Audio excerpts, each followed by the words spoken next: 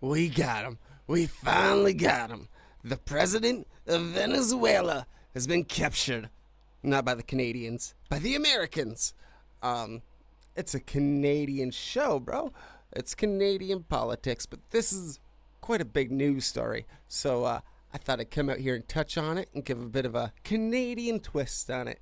I'll give my initial thoughts because I don't know too much about Venezuela other than a long time ago, they used to be a decent country.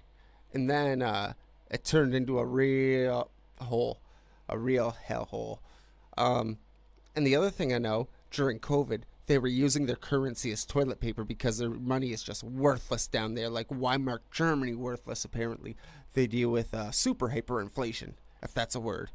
But that aside, their president has been taken into custody, brought down to New York in DoorDash time. Like, within 4 hours, he went across the planet.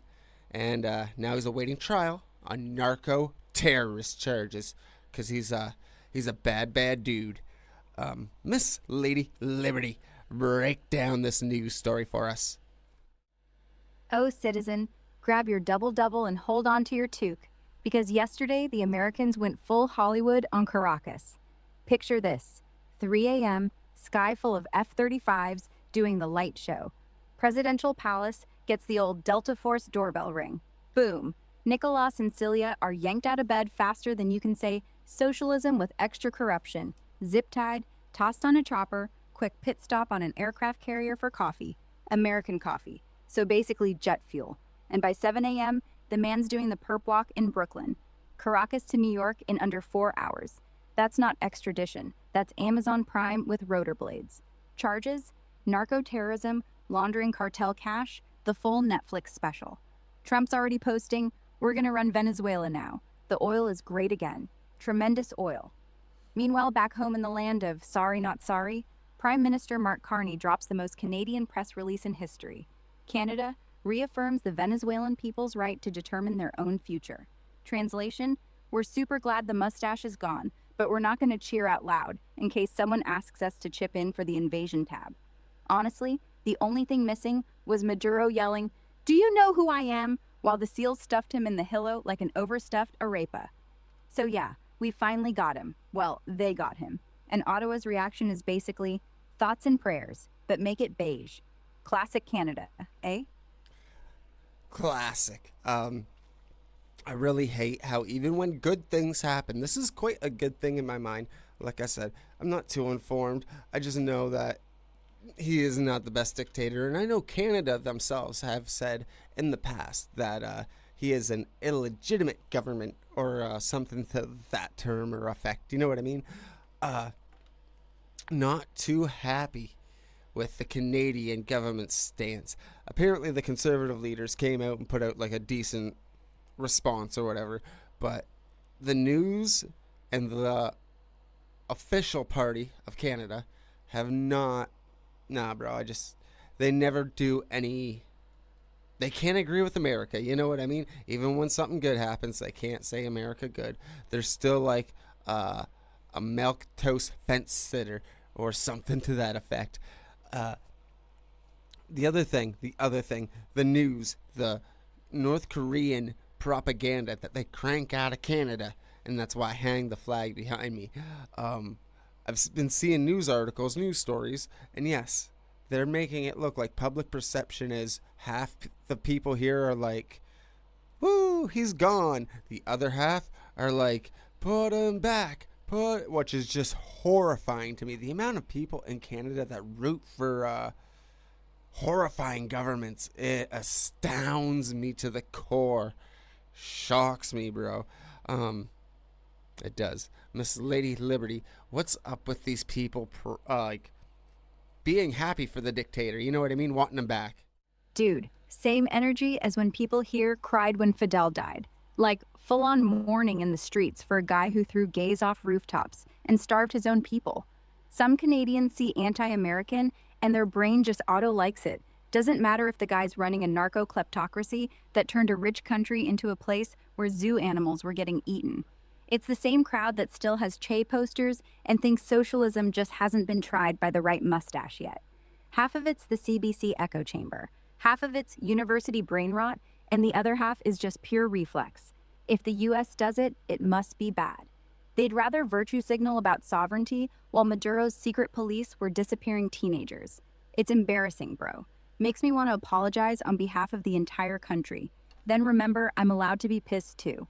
These people aren't pro-Venezuelan people. They're just anti-American cosplay revolutionaries who've never missed a meal in their lives. Let them try whiting with bolivars for a week. See how fast the romance dies. It's kind of wild, right? Kind of wild. Just it blows my mind, this whole thing. There's one other thing I wanted to touch on just before I end this video. But like I said, that's my stance. My stance is we should be happy about this. They should, not that like I want America going around spreading democracy. I don't need them taking over oil fields. But hey, if your government is ultra super corrupt and there's a hell of a lot of problems going in there, there's like a few people that might swoop in and do something.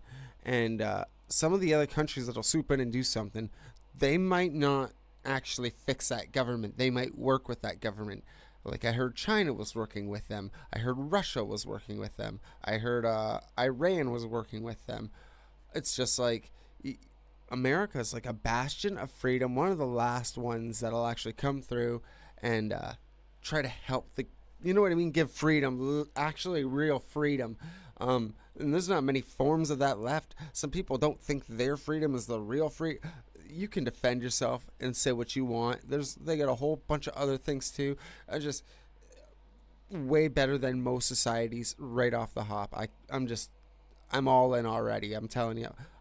That's just me. That's a disgruntled Canadian. That's a 51st stater. But that aside, like I said, the whole thing's upsetting. Before we end this out, Miss Lady Liberty, are there stark comparisons between Canada and Venezuela?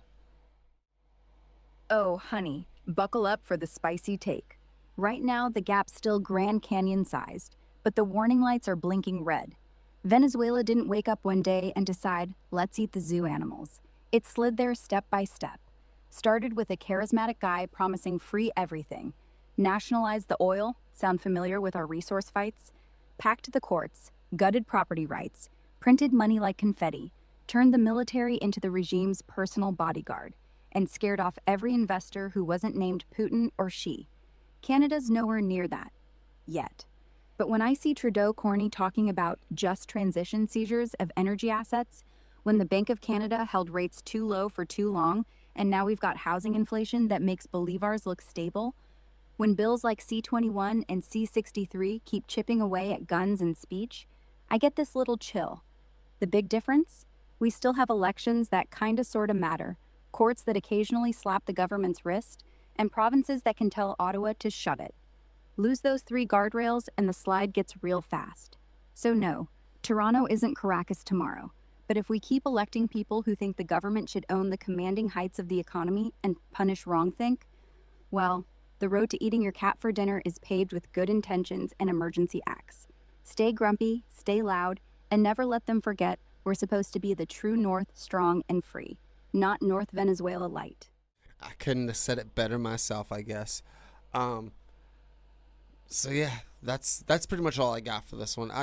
It's a wild story. I like to stick to Canadian politics and Canadian stories, and you know what I mean, talk about the decay of Canadian culture. But this is quite a large news story, quite a big one, so I thought I'd come out here, make it one of the first ones of the year, and like I said, give you a Canadian perspective on it. Like I said, the Canadian government needs a backbone. They should be able to call things out like this that are decent and be like, yeah, that was a good thing.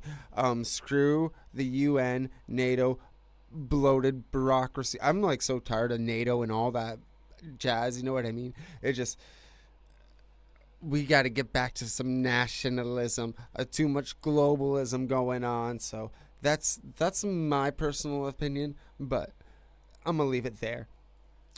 Like, subscribe, comment, and I'll see y'all in the next one.